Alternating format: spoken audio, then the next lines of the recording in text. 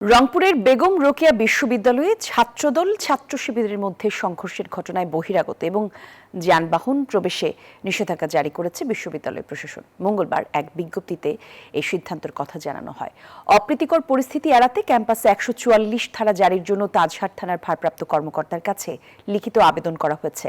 বিজ্ঞপ্তিতে বলা হয়েছে ৪ আগস্ট থেকে পরবর্তী নির্দেশনা না দেওয়া পর্যন্ত ক্যাম্পাসে বহিরাগত সহ যানবাহনের প্রবেশ নিষিদ্ধ থাকবে। এদিকে বিকেলে আবু সাইদ চত্বরে বিক্ষোভ মিছিল করবে রংপুর মহানগর ছাত্রদল। অন্যদিকে বিকেল ৫টায় লালবাগ থেকে বিক্ষোভ এবং প্রতিবাদ মিছিল করবে ছাত্র শিবির।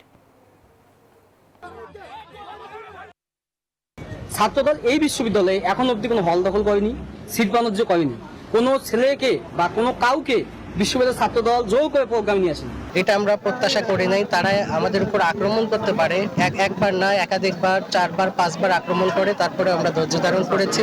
তারা এখনো ৩৬ জুলাই আসেনি। ডে আফটার টুমোরো আমাদের প্রোগ্রাম হবে, সেই হিসেবে তারা অঙ্গীকারবদ্ধ হয়েছে যদি ভবিষ্যতে এই ধরনের কোনো ঘটনা ঘটে তাহলে তারা সাংগঠনিকভাবে ব্যবস্থা নেবে। তাদের যে সিনিয়র সংগঠনগুলো রয়েছেন, তাদের যে নেতৃবৃন্দ রয়েছেন, তাদের সাথে আমরা কমিউনিকেট করেছি। বিশ্ববিদ্যালয় আমাদের ভাইস চ্যান্সেলর মহোদয় যিনি বলেছেন, তার সাথে আমাদের কমিউনিকেশন হয়েছে এবং আমরা বিশ্বাস করি তাদের সাথে এবং আমাদের সার্বিক সহযোগিতার মাধ্যমে আসলে এই প্রবলেমটা আমরা সলভ করতে পেরেছি।